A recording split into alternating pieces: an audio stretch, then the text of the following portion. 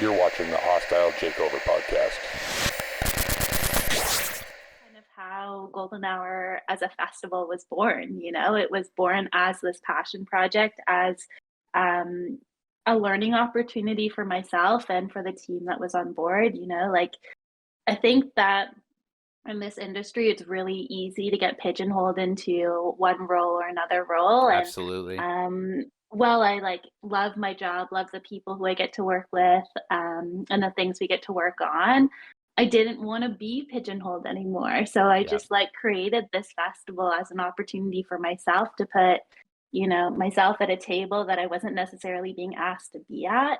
And also like as a way to keep my mind active during COVID, as a way to bring obviously entertainment back to the community, a little bit of funding back to the community. And so that's how it was born. Cool.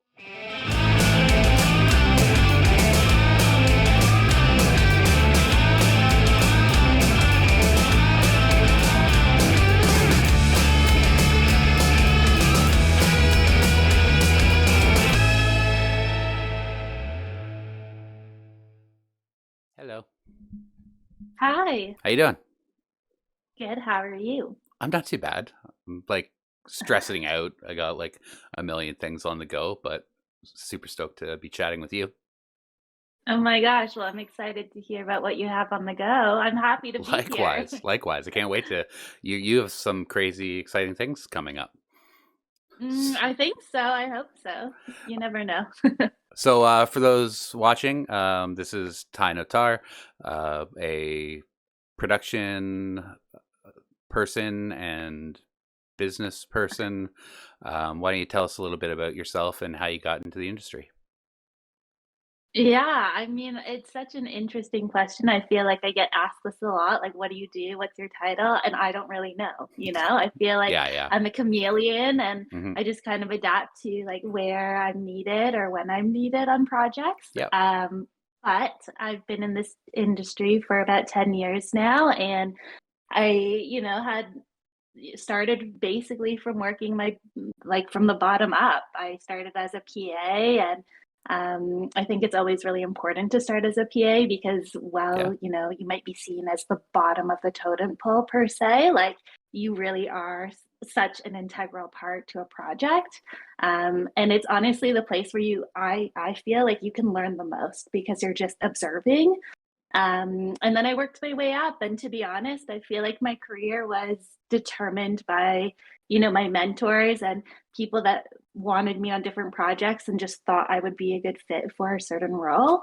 And I'm happy to say, that it's been 10 years and now I'm more so in like production management or producing or talent services. But I still think even till this day, like I don't necessarily have like a straightforward projection. It's just where I'm needed and when I'm needed. Yeah, absolutely. Yeah, everyone who's been on this podcast has said the same thing. They're a chameleon. They do, they wear so many different hats and just fall into different areas. Like myself, I'm not always a production manager. Sometimes like I'm an Mhm. operational manager. Sometimes I'm a logistics manager. Sometimes I work more with the artists in like tour management and stuff like that. It's just you have to wear all these hats, and you always do it well. I love working with you. And I think we met TIFF, right? Where we met for the first time. Yeah. Yeah. Yeah, Toronto Film Festival. And yeah, I was super impressed by you.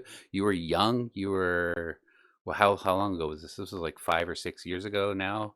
So It's like got to be a while. Yeah, for sure. so yeah, you were dealing with like you were the dispatcher for the entire Hmm. street festival at that time, and Hmm. I remember seeing this young woman, and I was like, oh wow, she's got her shit together, man. I was like, because like when I was your age at that point, like I for sure didn't have my shit together.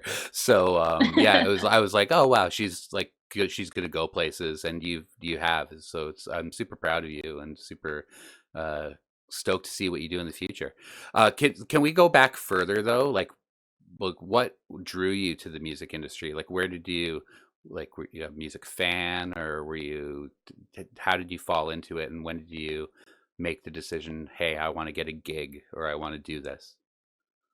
It's actually kind of a funny story. I think like really the first aspect of events that I ever got was because I had to plan my graduation prom.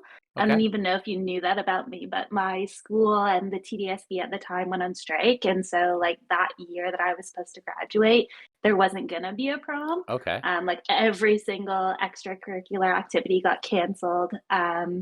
And it's like I'm not a person that likes to dress up or like attend events like that, but it's just like this moment in, I guess, a child's life where you just like hear about it all the time.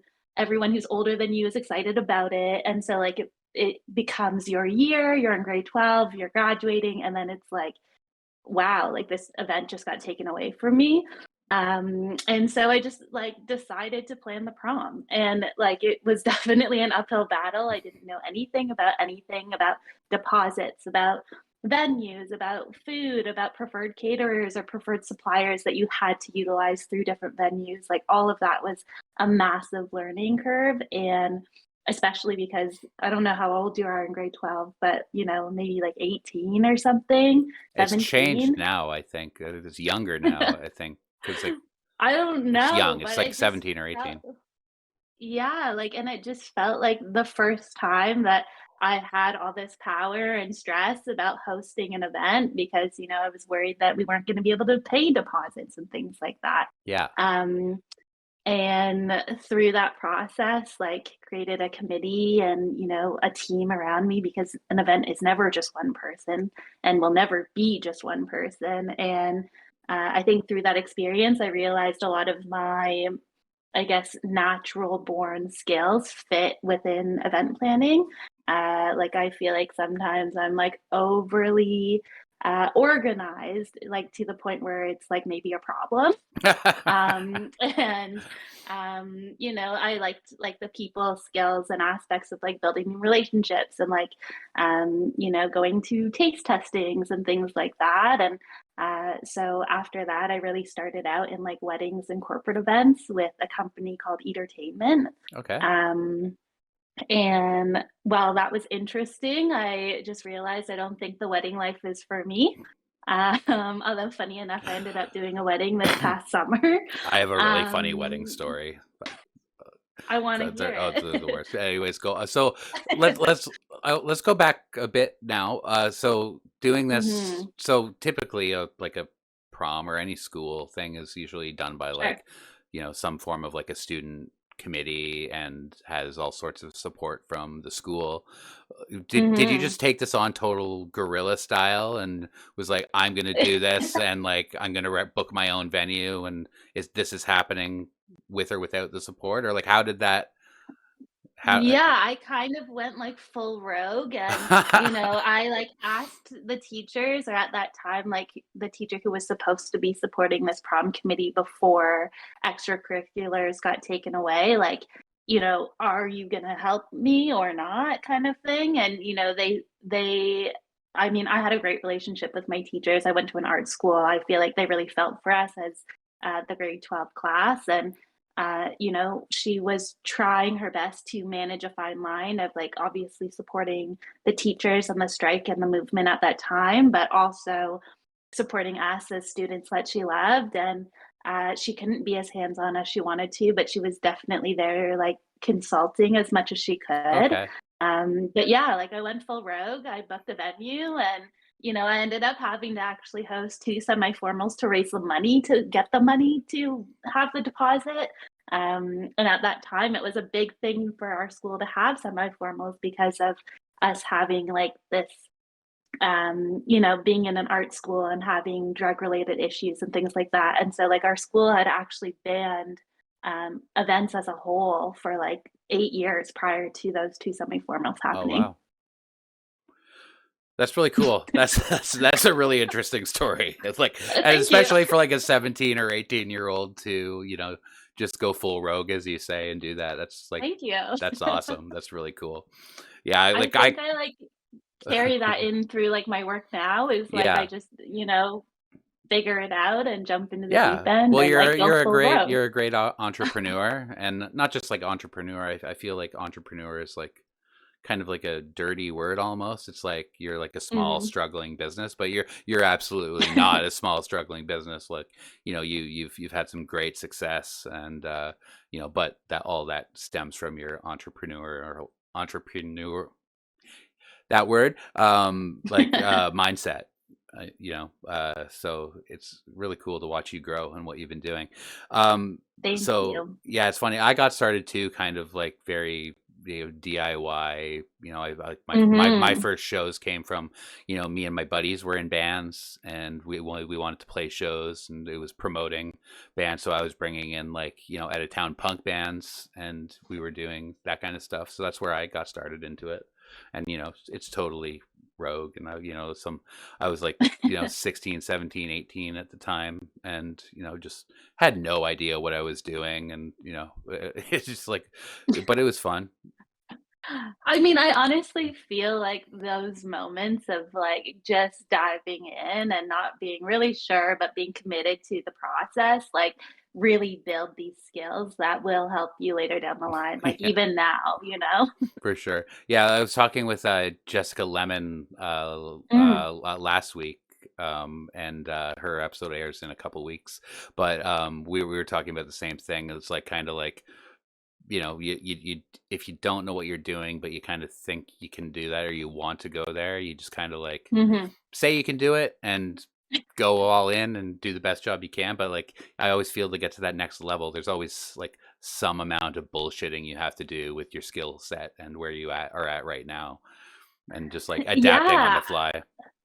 I think it's a little bit unfortunate that you do have to, like, as you said, bullshit your way to get where you want to be because I think that, everyone deserves a learning opportunity. And, like, for me, especially, like, I really struggle with imposter syndrome and what that looks like in this industry and, like, being worthy of something or an experience or, coming on this podcast per se. Like, why would you want someone like me? But I think that it's important for people to be able to be like their transparent selves, and not necessarily be afraid of raising their hand and saying that, they need support or they need help. And like, that's not necessarily a bad thing. Yeah, for sure. For sure. So speaking of kind of breaking out of your bubble a little bit and coming on the podcast, uh, you Mhm. have an event coming. Well, it'll be in the past now, but I think it'd be funny, even for you to like say what you're feeling about it right now, and then look back at it after you do it. And so tell us a little bit about what you're up to this week.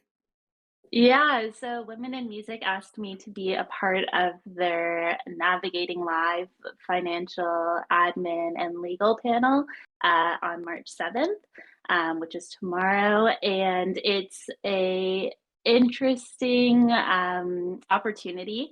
To be honest, I sat on it for about like a day. I know they needed a quick turnaround and answer, but I really struggled and I still am even, till the day prior to it happening, like figuring out like why me. And I still don't know, and I don't know if I'll ever know. Maybe I'll find clarity during the panel tomorrow, but it's just really interesting to know that I guess people are interested in what I have to say. And while I really struggle with public speaking and things of that sort. The reason why I said yes to doing it is because I think there's a lot of people like me in this industry where, you might not feel like you're necessarily the best fit or the best candidate for something. And like, maybe someone will listen to the panel and find some comfort in knowing that there's someone else like them. I you're really humble, but and that's a good quality to have. But I also think that uh, you you have a way of presenting yourself, especially in the corporate world, and I see all these clients you land, and it's really impressive. And like, so not only like I see it as like a peer, but like I'm sure your clients see it as well. That you do have a lot to offer. And like, the thing I've always found impressive about you is just how young you came into all of this. And like, I'm sure in your peer group, you're typically always the youngest. So Yeah, for it's sure. super impressive to see. I like the last thing we worked on together was Immersive Van Gogh. You Hmm. came in because I was kind of double booked. So you kind of came in as like a second production manager to so we could be Hmm. at two venues at once. And I saw a lot of people come into that company and go out of that company in the short time I was there, myself Hmm. included. I was only there for a minute, but you came in, you took ownership, and you did it quickly, and it was really impressive. And I knew that you would do it, and you exceeded my expectations actually, and so it was really great to see you go into that because you'd been in like the production world as like a production manager and stuff, but I'd never seen you in that role. I Hmm. just like bit talking to you saying you were saying you're production managing this or that. So it was Hmm. really cool to see firsthand, like from like meeting you at TIFF as like a dispatcher. So it's 7 or 8 years. I don't even know how long ago that was. It's been forever. But to Hmm. now, and just see you take ownership of a project at like a senior level was super cool to watch. So you do have a lot of really great stuff to say, and like humble is it's nice to be humble, but you know I hope you kind of gain that confidence. Thank you. Honestly, that's like really flattering. And I don't know that we ever like really debriefed on that project. And that's so lovely to hear that like I exceeded your expectations. And to be honest, like in taking projects that are referred to me by, peers and friends, like that is the biggest weight that I always carry is really like not only meeting the client expectations, but the expectations of my friends and of my peers. And that is something that I was definitely Yeah. keeping in mind while I was on that project. And Well, I wish we it's did get to good. debrief on it because you literally left me to die in Denver. Sorry. Yeah. So yeah, I was just like With your I was. spirit. Yeah, yeah, I know you were. But yeah, you were so sweet, like you and everyone else on the team. I had COVID, so and like I had to stay in Denver and quarantine while the whole team left. But you guys were so sweet. You'd like bring me little care packages after work and like knock on my door and then walk down the hall. Yep. But yeah, that was it was such an interesting time to be doing that. And Wha- you did some other work through COVID and stuff. What are some of the like the roadblocks and challenges you thought that were like the biggest thing during COVID and now, because it's a total new landscape, like from like 2018 to now. So like some of the big changes that you've seen? Yeah, to be honest, like I think at the beginning portion of COVID, it was like trying to navigate how long this thing was going to last. Yeah, I definitely was in denial for the first few weeks. I was like, this is kind of great. Like I feel a little bit burnt out and I could yeah, use the break and yeah. maybe it's The only going to 2 weeks, last a two few weeks to months flatten or the curve.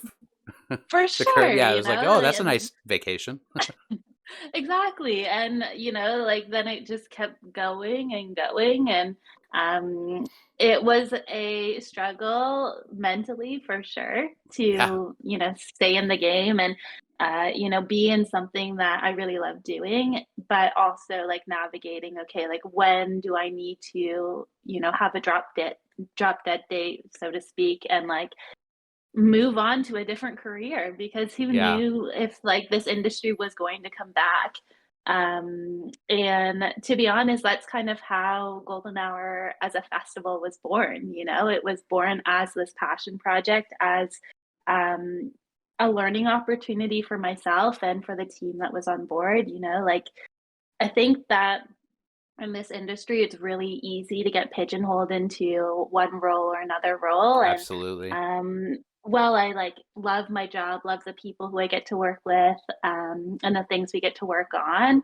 I didn't want to be pigeonholed anymore. So I Yeah, just like created this festival as an opportunity for myself to put, myself at a table that I wasn't necessarily being asked to be at. And also like as a way to keep my mind active during COVID, as a way to bring obviously entertainment back to the community, a little bit of funding back to the community. And so that's how it was born. Cool. So a golden hour, the festival was was it a drive-in event the first year you did it? They happened 2 years, so both years over the pandemic, and it Yeah. was born during the first year of the pandemic, Okay. and both Okay. years took place as a drive-in. Okay, I see. Yeah, yeah. That's Hmm. interesting. Yeah, I had a few offers to do some like drive-in shows and stuff, but I never bid on them. But I remember you doing a drive-in show, but I thought you were doing that pre-pandemic. But Golden Mm-mm. Hour, like that was a really beautiful little festival, and the Yeah, like branding on more it, than the talent that you acquired.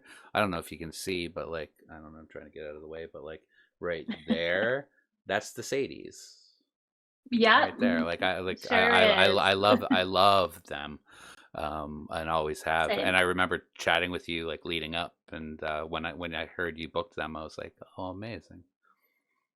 Oh, So thank you. Yeah, like more than anything, like wasn't meant to build money, like wasn't meant to create a name for myself or anything like that. I actually hate that like my name kind of was and ended up being like at the forefront of this festival because that is not what I like to do by any means. yeah, Like yeah. definitely I'm like a very quiet, introverted kind of person unless like we're friends. Yeah. But And like behind the um scenes, right? Like you come from a world where absolutely. you're behind the scenes making everything happen, and then the artist kind of takes that forefront. But as a producer, you have to, sometimes step into the light in not necessarily on the stage or whatever, or in like the marketing, but you're Hmm. very, if you're in town hall meetings with uh permitting officers and all that kind of stuff. So it's For sure, yeah. and, like, because it was one of the first events, if not the only event that happened in the first year in Prince Edward County, like,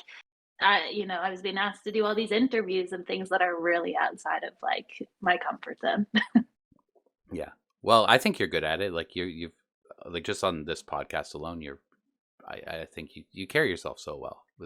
You make You're it so easy, right on. That's cool. truly. I'm still getting like my bearings on this thing. Like I had no idea what I'm doing. I still don't know what I'm doing. I don't know what I'm doing with this podcast. I know the reason I'm doing the podcast is like for the not for profit I'm working on, and just to kind of like maybe build some community and stuff. But I have no idea what I'm doing. Like all my live streams, like I do like the music news and all that stuff, and like I Mhm. have no fucking clue like what I'm doing or like the format I take on my live streams. Like I'm just like going with the flow and kind of doing like whatever. I don't know, like because like it's also a time thing, right? I don't have time to like sink a bunch of pre-production into like research on news and pulling all that together. It's like so I'm just totally just winging it here. So it's cool to I see think that. there's something like really beautiful about bringing your fans, your guests, your listeners along for the journey. And something like really raw and pure about not really knowing and just diving in. Yeah, yeah. I think so too. I think in like especially when it comes to like corporate messaging and all that stuff, which is something like I have to do. It's like, you Hmm. see corporate messaging and it's just like those are just words. But, I feel like with this people can listen and get a feel for like the heart and soul of the project. For sure. Yeah. For sure. I love So, watching you grow. oh, I got a call coming in. Go away. Okay. Um, so yeah, and likewise, I love watching you grow too. It's like, and like everyone I talk to on here, it's like, it's been initially, I've only interviewed like two people I didn't really know, but it's mostly Mhm. been the homies, and it's so cool to like chat with them because we all do all these really cool things and we all have our own career paths, and a lot of my guests I've known for a really long time, so when I met them, we were just completely different people, both professionally and personally, to where we are now. So it's kind of cool to reflect back on all those things, and it Mhm. reminds me too of where I came from and where my roots were, in having these conversations, and I think it's kind of cool to stay connected to that. For sure. So let's talk more about Golden Hour. So you were a music festival, and now you're transitioning into a production house. Is that, Yeah, I yeah? mean, it like in all transparency, as we've been talking about, like I think that we're still figuring out like, is it a production house? Is it a studio? Is it a whatever? But what we do know is that it is in its second iteration of life. And, to be honest, it's a pivot that we did to be able to service our clientele better, Hmm. and hopefully expand the company a little bit more. And so, myself and my business partner Dre are on this journey, and we're not really sure where it's going to land us. But what I do know is I met Dre on this NFT event, Okay. actually in New York, and we were co-producers. And to be honest, we've known each other less than a year, and Oh, it's one of these things which is so interesting when you meet someone who is very like similar in terms of work ethic, but also lifestyle and communication. Like I've never worked with someone who's so similar to me, yeah. um, and it makes it that we're able to be like this like full 24-hour kind of production house. If you want to call it that, because she's a morning person, I'm a night person, and sometimes it's like as similar, like as simple as that, Yeah. like and what's interesting is she actually had a very similar kind of upbringing in this industry. She started out kind of in the nightclub life, Okay. very similar to me, doing activations for them, and then transitioned into working with agencies, kind of small and medium size in Toronto.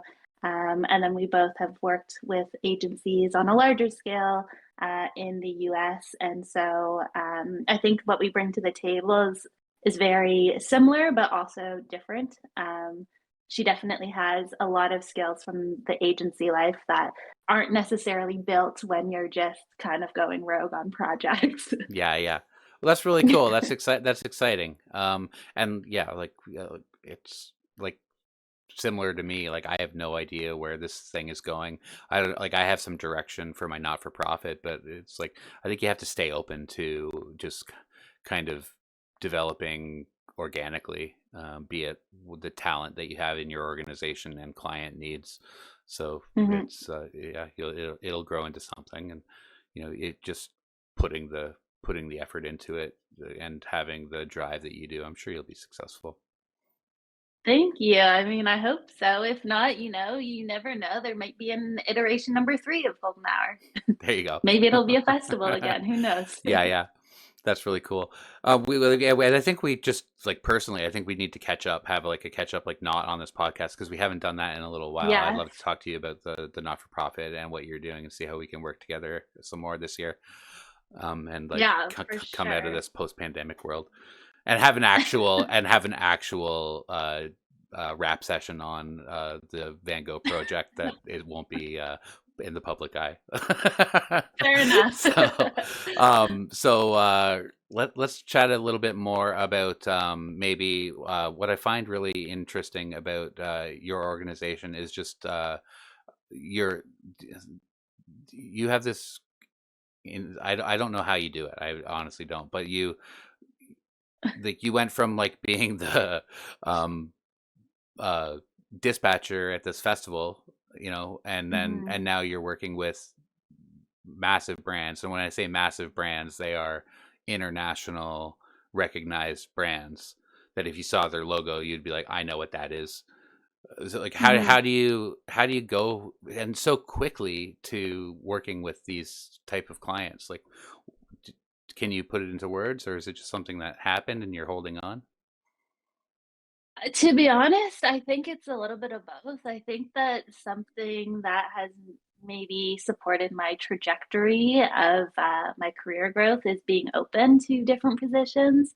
I know a lot of people are really stuck in, I really love doing artist relations, I really Hmm. love doing transportation, or site ops is what I want to do. But I think because I've been so open to different opportunities, it's allowed me to kind of like move forward, but not necessarily just laterally. Like it could be horizontally Yeah. or something like that, but it's still a step forward in whatever it may be.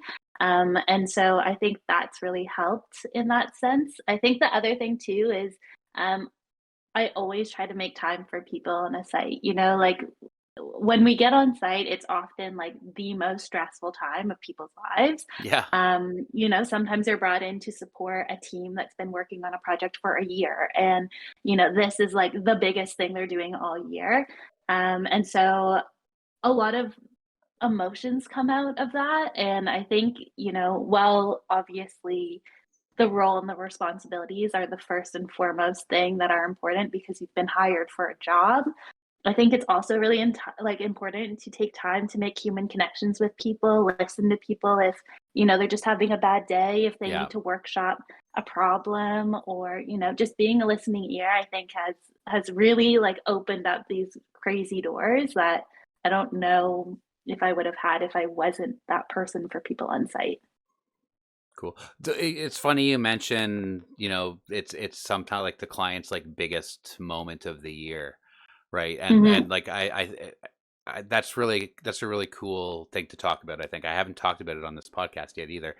So I'm glad you brought it up. I have talked about it with, colleagues and stuff, but let's chat about that. So we're freelancers. We Mhm. do thousands of events a year. And when we get these clients, sometimes their whole year builds up to the moment that they bring us on to help them execute. So the stress levels for are different, and different stakeholders have different levels of tie to the project. Mhm. Yeah, just expand on working with clients who are at a high stress level and have a lot at stake. Yeah, I mean, I think that for golden hour and for me specifically, I think it's really important to take on projects that you're not only, you know, financially support you, but that you also are committed to from a personal perspective. Maybe you really love your clients, maybe you Yeah, really love their messaging or whatever it may be. And I think that also brings you more into the fold when it comes to really being, involved in their project. You start to care about it as though it's like your own and you've been working on it for a year too. And I think that kind of environment allows, not only good staff morale between a group, but also it feels more, at least to me, like a security blanket because you are one team that is coming together to produce this thing. absolutely. And I think where people can get lost in that is when, in the high stress of things, people start like pivoting against each other, Hmm. or pointing Yeah, like the finger or the blame or whatever when things do hit the fan, because ultimately they will hit the fan. Like it's just yeah, that is it's yeah, just like a non-negotiable. Like shit will hit the fan, but it's in those moments, like how are you going to bring it back from that, and what is yeah, the game plan going to be coming out of that, or yeah, are yeah, we just going to sit there and like dwell on these bitter moments? for sure. Yeah, like oftentimes that's kind of our job as like a production manager or like producer to kind of, you know, get all those stakeholders on the same page when it comes to, when the shit does hit the fan, like, not only cleaning it up, but having the tools in Hmm. place to, get it cleaned up, and having those backup plans and all those things that we do, all that planning and expertise on show execution. That really helps out these clients, and it really gives them uh, a Yeah, and I what's the think, to word? be honest, A, like the longer you have like to build a relationship with a client, the more trust there's going to be there yeah, when, you do come to them with this kind of sour note and also bring them a solution, yeah. you know? Hmm. They're going to know and understand that you've exhausted all your resources and like you're coming to them with the best kind of way forward. Yeah. And that's really helpful, I think, when you're dealing with people under their most amount of stress, is like always bringing something to the table, not just the negative, Yep. but the way forward. For sure. For sure.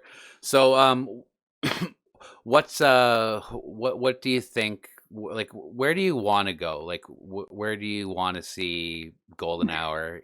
Like in 5 years from now, if you could have your ideal company, what would you be doing?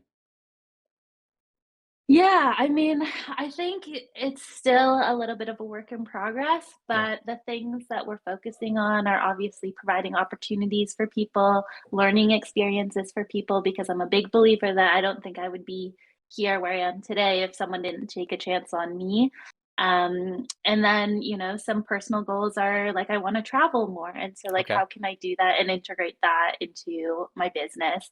I want to see the world. I want to work with different currencies, and I want to work with larger budgets and different size, teams of people, and continue my growth, not only as a producer, but again, like still open to other roles as well. And I think it's always going to be a bit of this like work in progress and figuring it out every Hmm. step of the way. But what I know is that I have a lot of fun doing what I do and getting to work with people like you and Aw. other really amazing people in this industry. Like, to be honest, like, I feel like a lot of my network of personal friends has become the people in this industry. Yeah. Yeah, was my so funny. Ace Piva and I were talking the other day about just how quickly you develop bonds with the people that you're working with, because like the relationships are like very very short, and I think like I've known Ace longer than I've known you, and Mhm. I've only like hung out with Ace for maybe like 5 weeks total, you know, and we're brothers, so it's like, yeah, it's like you meet these people, you develop, you have to start like this. One of the things that you have to do is just develop relationships very quickly, and with that comes a lot of kinship, I think. Yeah, I almost feel like every time I leave an event or a project, like there's like a little bit of a mourning period because you're Yeah, never really sure like when you're gonna see these people again after just spending, like a week with them for 24 hours a day. yeah, And maybe a few months before, talking every single day for a few hours, like when the next project are gonna see people on. And it's sad, honestly, because for I sure. feel like I find so much inspiration in the people that are in this industry. Like, truly, you have to love what you do to be in this industry. You do. Yeah, you absolutely do. Just the hours and nobody would go to work for 18 hours, or like I think the longest shift I ever did was like over 24 hours, and like Yeah, I don't think anyone would do that just for fun. just for like a little pay. You have to be pretty passionate about what you're doing to put in that kind of effort, Mhm, mhm, for sure. especially like those times that I was on site for that long. I was on like a fixed rate or a salary. So it's Yeah, like it didn't even benefit me to be there. It benefited the show, you know. for But sure. you do it. So You do it because you love it, and the people that you get to work with. for It's sure, like a really beautiful thing. for sure. Yeah, I can't wait to work with you again. I always love working with you. It's I'm Same. glad we got to work together during the pandemic when like, we it wasn't, it was very hard to kind of find a project.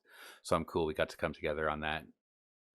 Yeah, honestly, I'm really grateful for the opportunity because, well, first of all, I would have never been on that project without you. And second of all, I like, again, like circling back to this imposter syndrome thing, like, I don't actually know if I would have taken that role had you not also been there. Yeah. Because there was some comfortability in the fact that you believed in me that I could do this. And, while I think that productions are like very parallel project to project. Like, I Yeah. don't come from the immersive art experience, Well, neither did any of us because it was like a pretty new thing. But it was funny, like I think the whole being on that production team, it was like, it was funny because Sean Richards was the director of production. And then Andre was kind of like a national production manager. And then there was like a few, three other production managers. And then we brought you on to be two places at once with me. So, but none of us on the production team were even video people.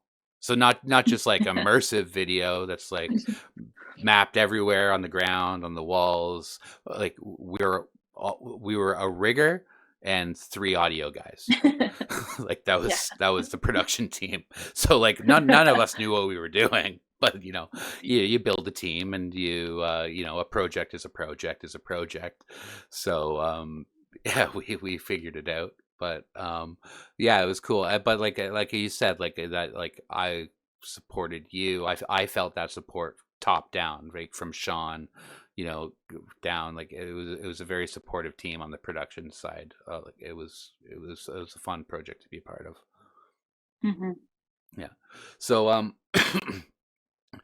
let's go back again, and let's talk about some things that you've kind of have like maybe reshaped your career, because I know that you kind of went from being production to like producing a festival to, was there any like key moments in your career where you kind of thought, oh, I want to change, or something that you maybe didn't enjoy about something that kind of made you change pathways?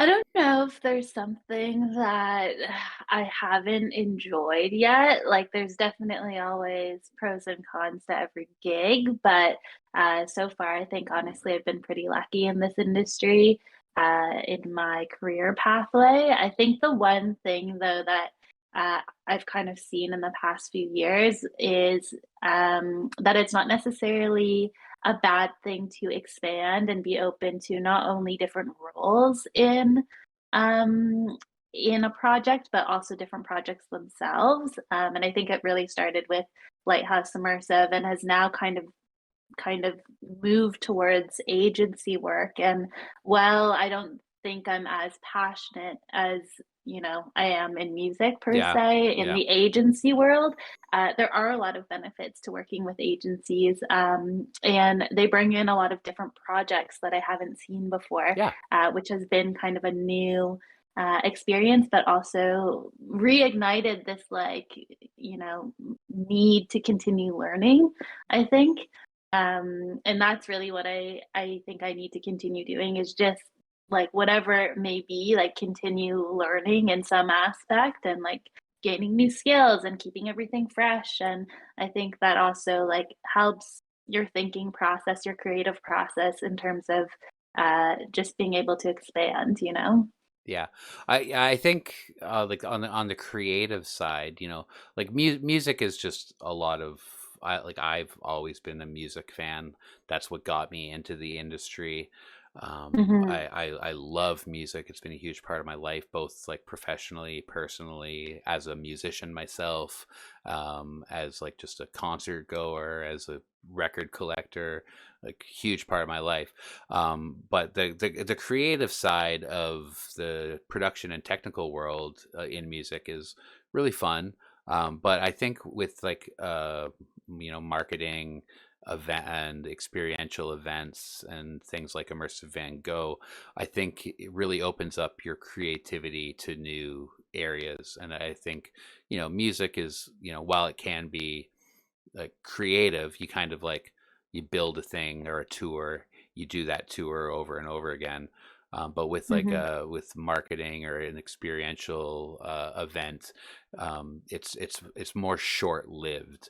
So the creativity uh, process is more rapid in that world, and I think that's what a lot of people kind of get drawn to, and that's what I get drawn to about it personally. Yeah, I think like the other thing too is, just thinking about Canada and the landscape that we live in, like our festival season is fairly short, Yeah. Yeah. It's during like the summer season and maybe overflows a little bit to fall and a little bit at the end of spring, but it really can't carry you through the whole year. So, I've been navigating like what does my life look like outside of what we call like festival season. Yeah. And 2 years we had Aurora Winter Festival, which was a winter festival and then kind of carried me through the winter. But since that festival, it's like, what do you do? And I think opening myself up to international projects, and Yeah. also experiential events with, more so brands versus a festival, has allowed me to continue living the life that Yeah. I do and like, you know, living, a happy and healthy life and not stressing paycheck to paycheck all the time. I remember when you did that Aurora Winterfest. I had a few friends involved in that one, and it's funny. Like I at the time, I think I wasn't. I don't think I was that busy at that time, and I remember having a few offers to come work there. It never worked out, but I think one of them was like just like driving the Zamboni. I think, and I was like, Sure. heck yeah, because I think it came as a joke with, yeah, my friend Julie, Hmm. and I think we were just like, I think I made the joke because she mentioned that she was looking for someone, and like, and I'm not joking when I say this, but I was kind of joking with her, like one of my life goals is to be a Zamboni driver because like I grew up playing hockey here in Canada. So like I was like it was always like that cool thing that, came out and made the ice awesome and then we could go out and skate. And like I thought it'd be such a cool job to just like, drive around on a Zamboni. And so like I think she mentioned that and she's like, well, we are looking for like an operations manager and like like you could drive the Zamboni. I was like, well, I'm in if I can do that. But it never worked out. I can't remember why, but it was but like going about that, I was like kind of dreading it as well because I've done so many outdoor events in Canada in the wintertime, like, and it's awful. It's awful. Like some of the ones I did was in Niagara Falls too. So not only is it wintertime in Canada and it's just awful, but the falls themselves like create like this mist that just like Hmm. ices everything around it. So we would do shows Oh like down by man. the falls and it looks amazing on broadcast, right? Because you have Niagara Falls in the background, but Hmm. everything is covered in ice, including yourself. Like my beard, like have you ever seen like The Revenant with Leonardo DiCaprio? Like that Yeah. that's what I look like when I do outdoor events in Canada. It's so hard. Are you are you trying to like do events outside of Canada in the wintertime now, outside of festival season? Like I saw you went to Saudi this year. Was it Yeah, I Saudi? think like yeah, it was Saudi. It was Riyadh. Yeah, I think that would be the goal. I think, as mentioned, like something that's a personal interest of mine is traveling. And so if I can make that, part of my business, part of my work, I would love to. It's a great way to see the world. And also like, something that I love doing when I'm traveling is like really immersing myself in the community, in the Hmm. culture that I get to go to visit.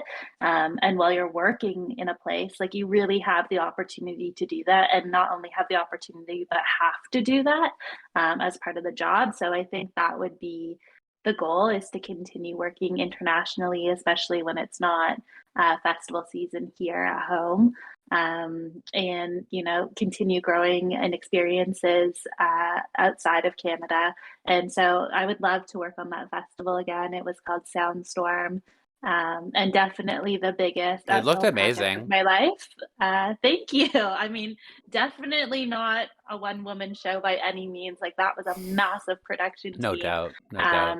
I think we flew in 10,000 people outside of Wow. country to come work on that festival. 10,000? Um, yeah, Holy yeah. wow. We had over 200,000 people a day at that festival as attendees. So So big so undertaking. so you flew in 10,000 international workers to do that? Yeah. That's So that's insane. inclusive of all of our like suppliers or Yeah, yeah. vendors or whatever. Yeah. That's crazy. Yeah. Because I've done Yeah. huge shows internationally, And like we, I think the biggest was like 700 or so, maybe internationals. And then we relied on, locals for, uh, lesser directorial and managerial roles. But that's Yeah. huge. Yeah, it was pretty massive, and like big congratulations to the event operations team who was managing like all of the logistics of the traveling and the accommodation and the catering, because not only were we all, flying in, and 10,000 is a big number, but it's like flying in to do an event in a place that is still emerging their Yeah. event industry. Yeah. And so like, the vendors and suppliers that are local to Saudi have never seen people in this quantity before. They've never Hmm. catered for 10,000 people before. Like every single thing was a hiccup, and Was was that the something that first year needed to they be did like. it? So it was actually the third year of the festival, Okay. the second year produced by the production company. Okay. Interesting. I Hmm. know they're putting a lot of money into their arts. I know, like, last year I was approached about doing some shows there, and it I just, from talking to those producers, they were in contact with like the government, and they were really trying to promote arts, which is really cool. And it's Yeah. especially in an area that's like not developed. They're literally using culture and arts to develop, to be like the backbone of development, which is pretty neat. Yeah, for sure. Like, and it's like, as someone who just came basically off a plane from there, like, I'm really happy to say that it really did feel like a safe space to be. And not only that, but like, I worked with some of the best PAs I've ever worked with, and like eager PAs, people that are really excited about this industry that they've never seen before. And what was really cool about that project is like, those PAs are going to be the producers, the directors, or whatever in like 10 years, Yeah, yeah, absolutely. Yeah, I always think that, like, when I met you, Hmm. that was my thought about you. Like, it's like, oh, she's gonna be my boss. I think I've even said this to you. That's like, you're gonna be my boss eventually. I don't know if that'll ever be the I case, think so. but I do love working with you. Likewise, buddy. Likewise. But yeah, it's like, it's cool to see younger people like kind of have that same passion that like we did, like, coming up. And you Hmm. see it and you recognize it. Like, I've had some amazing mentors through my career, and I've really tried to, when I go through my career, to like give people like a hand when they need it, and like be that mentor that I received, and put that out to the next generation. So when you see someone like that, it's like, like, I kind of like put a little bit extra care into the way I like talk to them when I'm on site, and kind of, um, nurture the best out of them. Hmm. Yeah, I think it's so important to like, not only do that, but also like just appreciate like the people who are starting out in this industry, Yeah, because you never know where people are going to land, and especially as freelancers, there's no hierarchy. yeah, One day I could be your boss, one yeah, day you could be my boss, and I think it's just really good to remind ourselves and like stay humble that anyone can land any job and need support on the job, and it really does take a full team to make a project happen. for sure, absolutely. So you said you had some mentors coming up yourself. Where, uh, how did you get hooked up with them? Where did you meet these people? And like, at what points in your career did you meet them?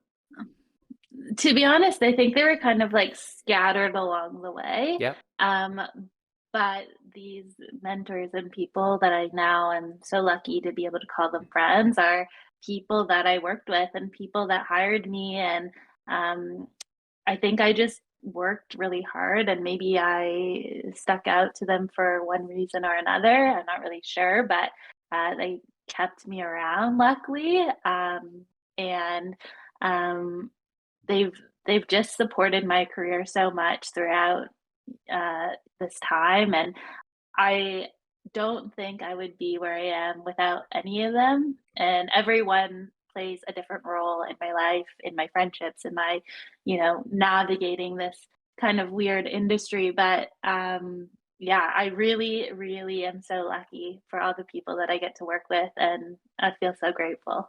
That's awesome. So, yeah, so it's fun. It's funny because I always talk about like my mentors. Like I had like three really really distinct mentors, and then just a bunch of people I look up to in the industry, and that might not have like taken the time to like mentor me, but like Hmm. I see the way they operate, and I'm like I want to operate like that. And then so there's like tons of those people, but yeah, I've had like pretty three really really distinct mentors in my life that they're just like so eternally grateful that they took me under their wing and like let me fuck up and still hire me, and like like just like let me kind of like learn my own lessons but also guide me and like let me take ownership of things, like whether it be good or bad. And like it always turns For out fine, sure. right? But like they kind of let you take your bumps and you learn. They're like I feel really grateful to those people. And I get to go work with one of them next week, so I'm super stoked. Oh, well, it's always lovely when things come like full circle like that, when you still get to like work with your mentor, or maybe you get to even be equals with your mentor. Like, Yeah, I think that's like the sign of a really great mentor is like, still being able to have that relationship, even though maybe the distances between where you are and your career levels kind of yeah, shifts, just yeah. because obviously learnings and things like that. Hmm. But I think what's important for people to remember is that being kind of on the other side of it now and having mentees per se, like Is that a word? people, I, I think so. I'm not really sure, but I think so. And if not, then maybe I'm making it a It word should be. now. But It should be. I think, like, to be honest, like people, like I notice people everywhere, like even if you're not, let's say, a PA on my team and you're a PA on someone else's team, like people will notice you. For And sure. I think like that is the best resume Yeah, or way to stand out for people is yeah, like when you get noticed by your work. yeah. Like, I was having a conversation. So the last year, as you know, Mhm. I've taken a break from production. Like I've like really, I've done one tour and I'm doing this project next week, the Junos. And I've been working the last year as a bartender, Mhm. and I just moved to a new place. It's a owner operated place. The chef is the owner, and he's given me so much creative control behind the bar. So I get to make all these cool cocktails and stuff.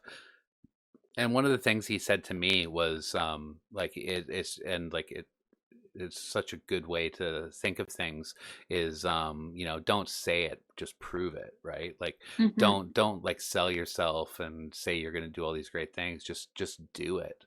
And I think that's why we connected so well, because I saw him struggling with like the bar current the old bar manager and what like he was trying to do, and I recognized the chef's vision, and I just did it. And instead of saying like what do you want to do, because he's busy, Mhm. he's running a new business, he has no time for front of house. That's why he needs someone like he needs a front of house manager. So Mhm. I was just like here's what I can do, and I presented it to him, and he was just like cool, and we ran with it. And it's just, and now because he has a bit more time to focus on his craft, now we're like we're now both of these things are elevating. Like he's able to do more stuff in the kitchen and work on that, Mhm. and now I'm able to like keep up with his stuff that he's putting out in the kitchen. And it's just really cool. And well, what he said though, like just that simple, like don't don't tell me, prove it. That's what Mhm. when you say you see people on different teams, like maybe it's like as small as like, hey, we need some like road cones over here, and everybody's like scrambling and like they're all doing their thing, and then someone comes with road cones like right away, and then you say like, Yeah. oh hey, and then you see them like working and helping everyone else out. You're like, I like that person, you know. Yeah. Yeah, For so sure. You always want to hang on to those people. exactly, yeah. And also too, because like it's so competitive. You need to like be able to like see who's awesome to get them on your team, and make them offers maybe before other people make them offers for the next gig. And, it's Yeah, like, for sure. like you're always like stealing and poaching. It's like, Yeah. it's just that part of the industry, Like, you're right? mine now. Yeah, Thank you. exactly. So, I got to get going, Ty. I got a meeting like a minute ago, but thank you so much for taking the time to chat with me today. I know you're super busy rolling things out, and you got some big projects on the go. So thank you so much. It was great chatting with you. Yeah, thank you so much. Honored to be here, and like looking forward to catching up soon. All right, and good luck with that panel. This is to like Don't remind me. past Ty. So this will air in like 3 weeks. So you're gonna nail it. Thank you. Thank you. Thank you. All right. Have the best day. Okay, bye. Later, Ty.